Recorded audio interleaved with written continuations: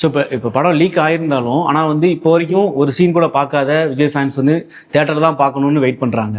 Vijay sir fans of course அவங்க டெடிகேட்டிவாக தான் இருப்பாங்க. ஆனால் கமர்ஷியல் படம் பார்க்குற தமிழ் சினிமா ஃபேன்ஸுமே இந்த படத்தை வந்து தேட்டரில் தான் பார்க்கணும் அப்படின்னு ஜென்யூனாக இருக்கிற பல பேரோட போஸ்ட் பார்க்க முடியுது.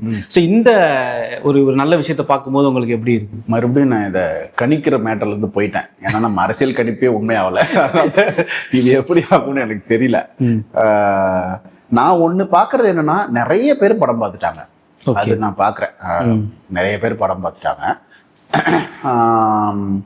அவங்க தேட்டருக்கு வந்து பார்ப்பாங்களா இல்லையான்னு நமக்கு தெரியல. அது வந்து அவங்க விஜய் சார் பார்க்கணும் அப்படின்னு நினச்சி தேட்டருக்கு வரணும். ரெண்டாவது என்னோட வேண்டுகோளாக என்னென்னா, இந்த படமாக இது வெறும் கமர்ஷியல் படம் மாத்திரம் இல்லை, இது ரொம்ப இம்பார்ட்டண்ட்டான ஒரு அரசியலில் பேசுகிற ஒரு படம். வெறும் டிவிக்கு புகழ் பாடுற படமோ விஜய் சாரை புகழ் பாடுற படம் மட்டும் இல்லை. இது வந்து ரொம்ப சென்சிபிளான ஒரு பொலிட்டிக்ஸை பேசுது, சென்சிட்டிவான பொலிட்டிக்ஸை பேசுது.